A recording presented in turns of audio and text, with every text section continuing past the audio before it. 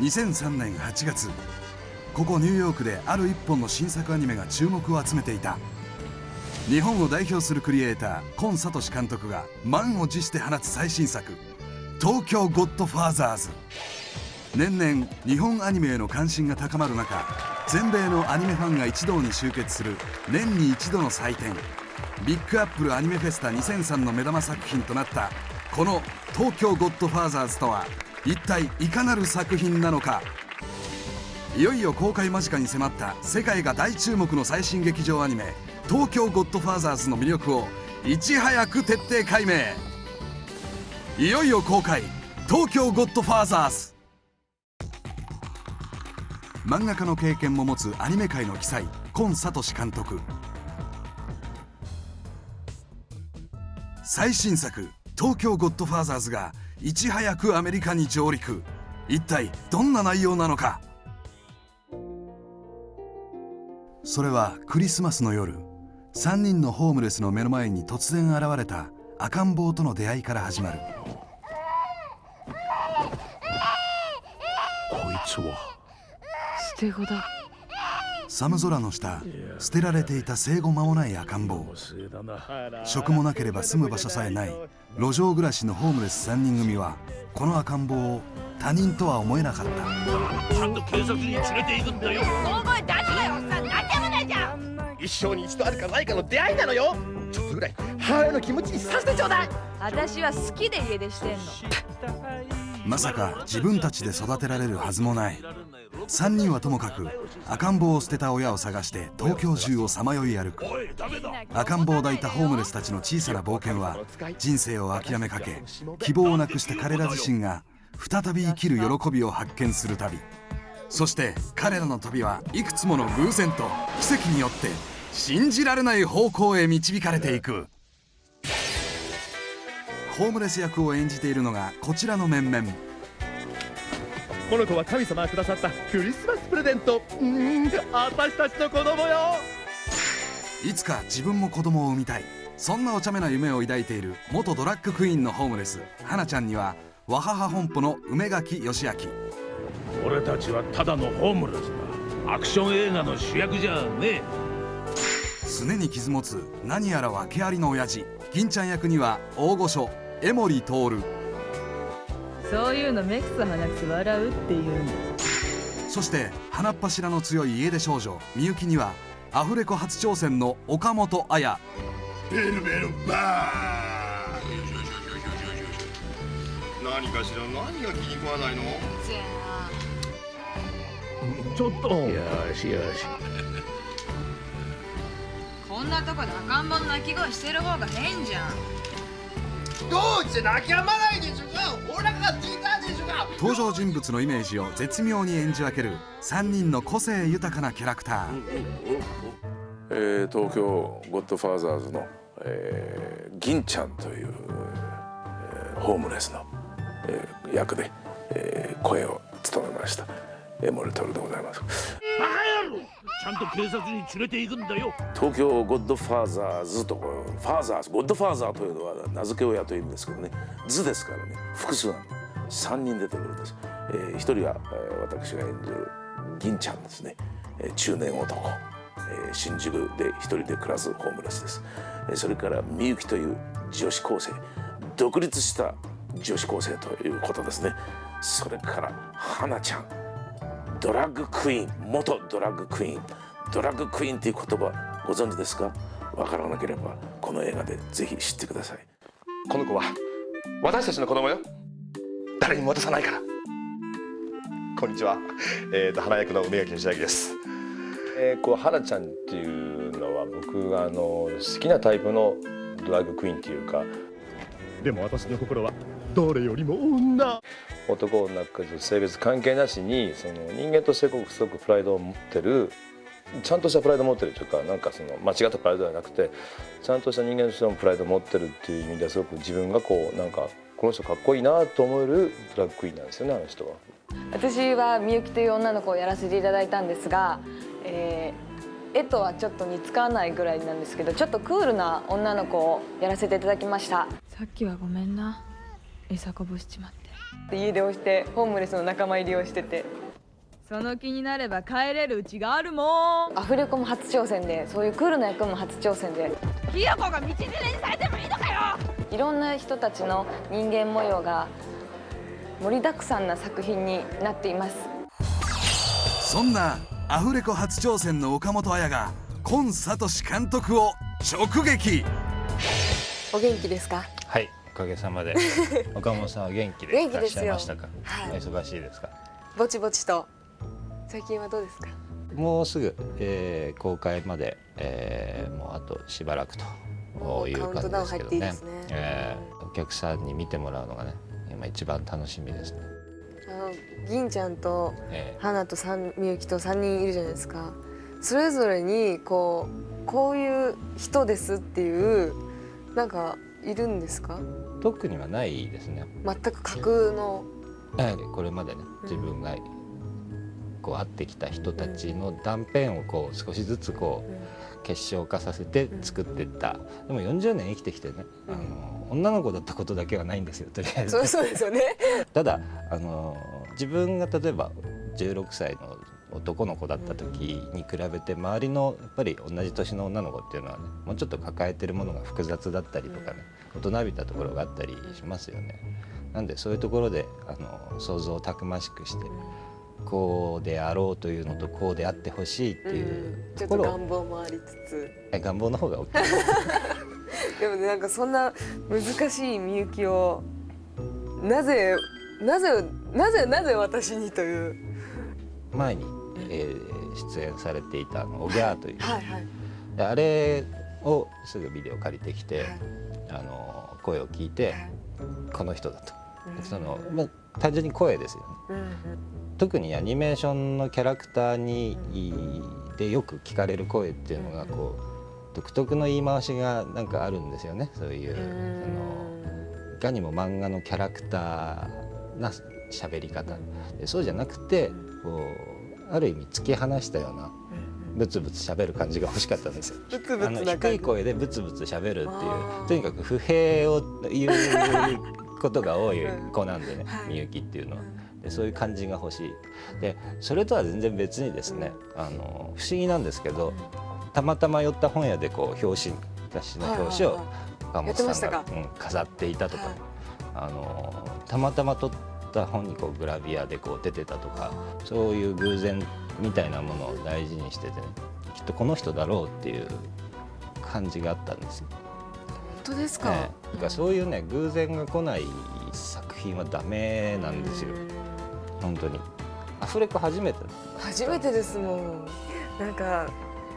アフレコ撮ってるとこにいる時はこう梅垣さん、江森さん、私ってみんな同じ感覚で座ってて、マイクまで行くっていう動きしかないじゃないですか、自分が喋る時に。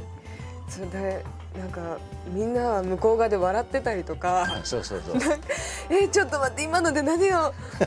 おかしかったんだろうとかあれね、本当にね、よく考えたら失礼な話だなと思うんですよ。こっちはね、本当にこう狙っていた通りの芝居が来たとか、ここ面白いシーンになったっていうところで、その絵と合わせて笑ってるのに、多分中で喋ってる人にしてみたらね、笑われてるっていう感じになるんじゃないかっていう。何がおかしいのかなとか、あとなんかコンさんにこうしてほしいんですとかって直接なんかはっきり言われてないような気がするんですよ。だから言わなくてもよかったんですよ、全然。いやでもそれが逆にすごい心配で、なんで何にも言ってくれないんだろう。いえみゆきに対する解釈で、いやもうみゆきはね、低い声のイメージなんですって言ってくれてたんでね、それだけで大丈夫だって思うのもまあそんなところでね、こうそれだけで OK するわけじゃないんだけども、みゆきっていうキャラクターを掴んでてくれれば、あとはもうちょっとそこ出してとかね、そこはもうちょっと控えてっていうだけの話になるんですよ。だからもうそれは安心して見てましたね。よかったです。本当もうやっとなんかちょっと落ち着きました。東京ゴッドファーザーズで雪が降ってるクリスマスじゃないですか、東京に雪が降ってるクリスマスはどういうふうに過ごしてるんですか？大抵乾杯ってガーって酒飲んでるってあ、じゃあみんなで割と大勢で、そういう方がですね、なんかほらこういうロケーションでね、君の瞳に乾杯みたいな、そういうのないですないんです。どうなんですか、そういうクリスマス。私はクリスマスって意外と仕事してることが多くて、そうだよね、きっとね。なんかだから応援してくださる人たちと一緒にわーってすることはあっても、やっぱり夜とかはなんか一人で家で体育座りしてたりとかすることも結構あって寂しいじゃないそれ体育座りはちょっと寂しいよ。だって昼間すごいみんなと一緒に盛り上がってるのに帰ったら一人なんですよ。あ、でもその落差ってその職業柄大きいよね、きっとね。だから余計に寂しくなっちゃって、だったらとことん寂しくなってやれと思って一人でこうやって、ね、自虐的だそれがあれなんじゃない、みゆきに通じる部分なんじゃない。今年も多分そんなクリスマスかななんて。いやいや、体育座りはやめましょう。せめてね、正座よくやったという感じがしました。レンブラントの絵じゃないかと思うぐらいなんで、光と影うまく使ってると、あの江守徹も絶賛した東京ゴッドファーザーズの美術とは。レンブラントみたいなことを言われるのはもうなんかこっぱずかしいだけなんですけども、こちらが東京ゴッドファーザーズを手掛けたマッドハウス。これまでにも数々の名作アニメーションを世に送り出してきた、いわば老舗のスタジオマッドハウスが今回東京ゴッドファーザーズの制作について特にこだわった部分とはどんなところだったのか。美術監督の池信孝はこう語る。アニメーションの背景の一つの手法として、例えば真ん中にこう都庁があるとしたら、その脇の方、その都庁を際立てるために脇の方はちょっと抑え気味に描く、あるいはちょっとディティールを飛ばして描くという方法があるんですね。そうすると真ん中のものが目立つんですけども、今回はそうではなくて、もうディティールでディティールを描き潰すという描き方をしてくれと。例えばこのシーン、都庁と樹木はパーツごとに一つ一つ別々に描き、後で重ね合わせる。そうすることによりカメラをパンダウンした際に生じるパーツごとの角度や速度の違いが表現され、実にリアルな映像を実現している。普通のアニメなら見える景色を一度に全部書き込んでしまうこんな場面も、細部に至るまで完璧にディテールを描く手法をとっている。実際の景色がそうであるように、遠くの看板や窓に至るまで一つ一つ別々に手書きし、それをコンピューター上ではめ合わせることによって奥行きや臨場感を表現。しかも実在の風景をそのまま写し取るのではなく、その場面に必要な温度や感情を絵の中にうまく溶け込ませることによって、アニメにしかできない現実を超えた美しく幻想的な風景を生み出している。それはまさに実写さえ凌駕する光と影。台本もらう時に、これなんか全然内容違うんだけど、ムーンライダースのスカンピンっていう歌を思い出したんですよ。そしてさらにこだわりの映像を支えているのがムーンライダーズの鈴木圭一が奏でる音楽。今監督の方からエンディングに第九を使いたい。そうか、オリジナルじゃないんだってことになって、そこでもう一回見た映画がある。それは何かっていうと、その第九を使った映画なんだけど、時計仕掛けのオレンジをもう一回見た。第九をベートーベンを聴き直すんではなくて、ウェンディ・カルロスのシンセバージョンを聴き直したね。で、何か面白いことできないかなと。このエンディングテーマはムーンライダーズでやろうってことにしたわけだよね。で、全員が今年初めて集まって録音して、その後二度と集まってない。2003年唯一スタジオ1日入ったっていうような曲がエンディングの第九なんだけど、録音してる時に、8小節間違えて入ろうとしたのね。あと8小節あとって言ってたと思うんだけど、ここねっていうような声が実は入ってる。これそのまま入れておくとかっこいいな。構想制作期間は実に2年半。世界中が待ち望んだ今聡監督の最新作「東京ゴッドファーザーズ」はさまざまな人の才能とこだわりを結集し、ついに完成披露試写会の日を迎えた。この日初めて日本のファンにお披露目されることとなった「東京ゴッドファーザーズ」。これまでの今聡監督作品とはまた違った魅力を持つこの最新作は、集まった観客たちにどう評価されるのか。はい、見させていただきました。本当にね、コンワールドを堪能させていただきまし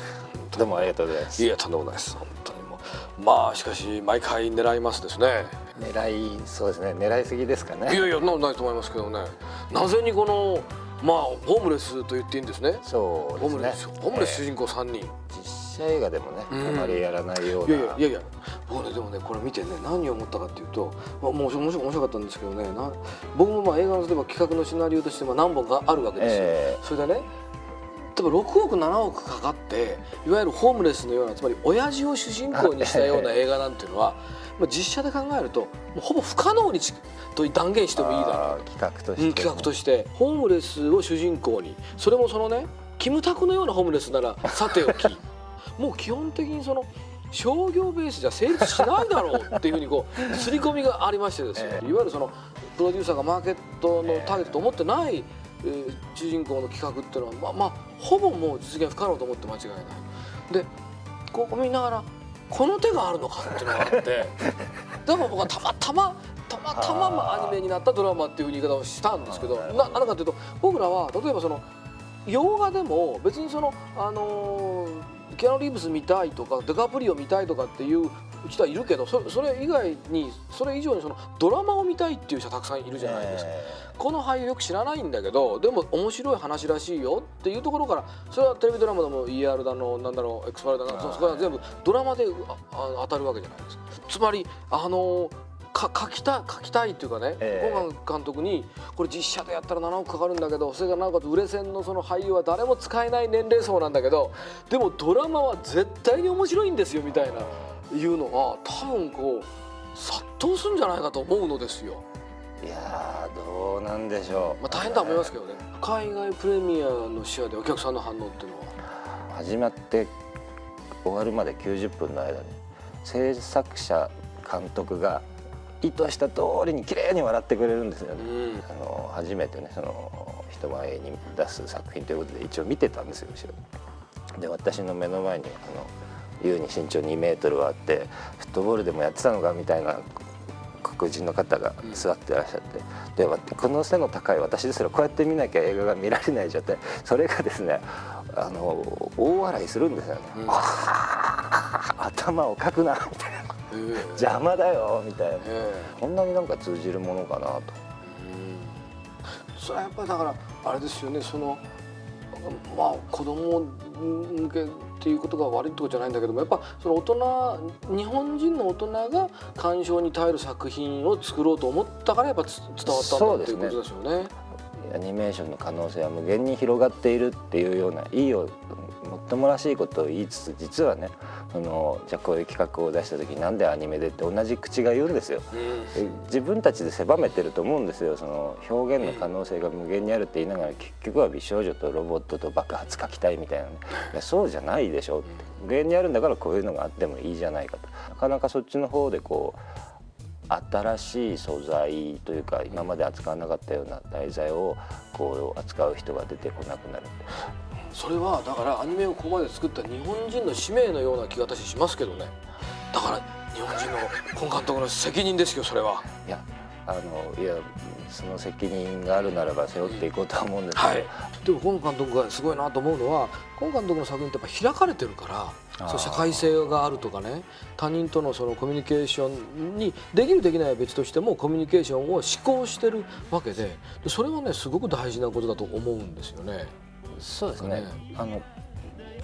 基本的にはやっぱりエンターテインメントでありたいなと思っているし、ただその世の中が思うエンターテインメント像とこれがだからさ美少年3人とかさ、美少女3人のストーリーだと悪くはないんだけどまあ美少女も僕らその美少女によっちゃ見に行くんだけどそれだけじゃないぞっていう違うその別に芸術を追求っていうことよりもそれだけじゃない面白さって世の中にあるでしょっていうことを単に言いたいだけってことなんですよね。そうなんですよ。そのためにはとにかく東京ゴッドファーザーズがヒットすることですね。はい、あなたが映画館で見ることが日本アニメの新しい可能性を開く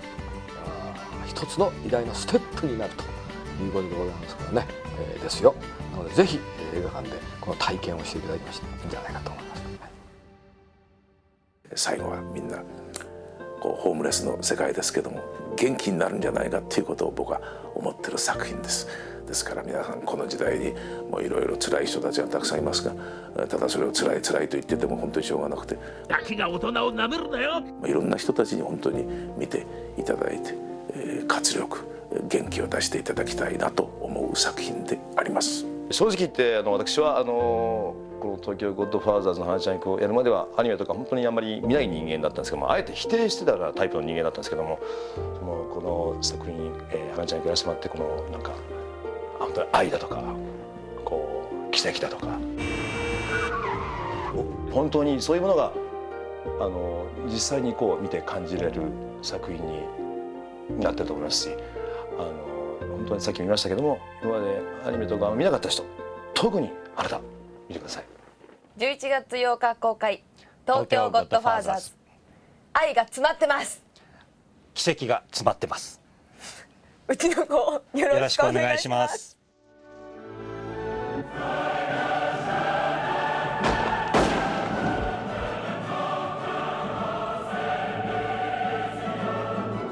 買うのかい、水を。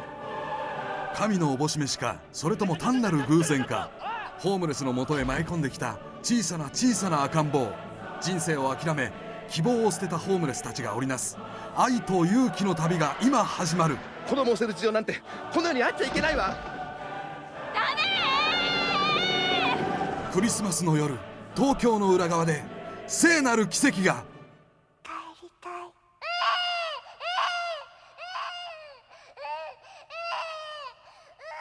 東京ゴッドファーザーズ、11月8日より全国順次ロードショー。